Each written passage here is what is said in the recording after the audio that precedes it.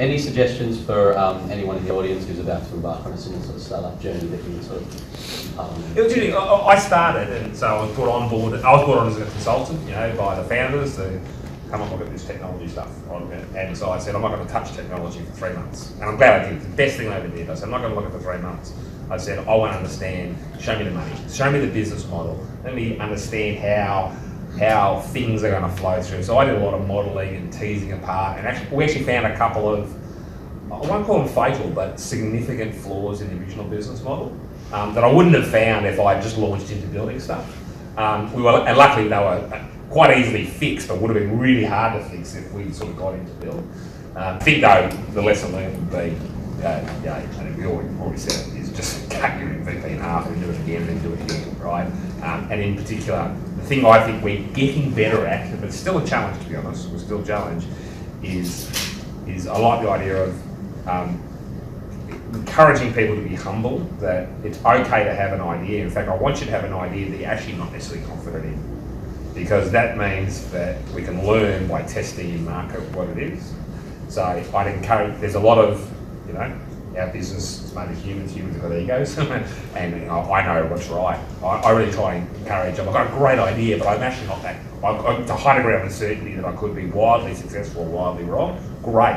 How do we validate that? What's the smallest thing we can do? The experiment, the test. In some cases, what you need to test it actually isn't any technology build at all. It's go sit with a customer and mock it up on lo-fi on a bit of paper, or it might be some technology. I wish we'd done more of that earlier on some of the things, right? Because it does two things. One, it weeds out weeds the chaff, right? But it also means that you're actually speaking to the people who are really going to get value out of what you're building, the actual end customer. What's next for iRexchange? What does the future hold? So we're at an interesting stage of our evolution where we've got some organic growth. We've got these 400 stores and more growing every week, right? So we're sort of getting quite significant in terms of our organic growth business, and same on the supplier side. We're also working with a number of, big groups that are going to give us what we call inorganic, big step growth. So, and some of those relationships are just a bit more complex than we thought, and so we have to go, that wasn't quite that way our model worked, but we're going to have to twist it. So over the next year, we expect to see continued organic growth. We're operating. We've been selling product into a number of states, but mainly Victoria, ACT, and Victoria. And New South Wales. By the end of the year, we plan to be in certainly Queensland and probably SA and WA, or at least one of them. So it's going to be a big geographic expansion, and a couple of these major deals that we're doing, which are bringing hundreds to thousands of stores to us that we expect to come off. So it's a wild ride.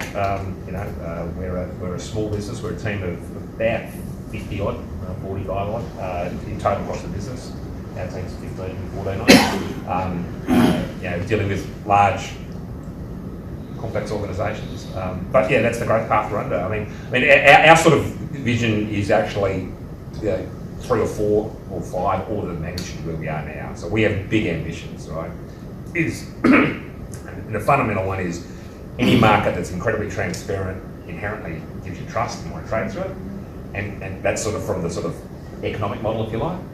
And pretty simple is our job is to make sure every truck is full.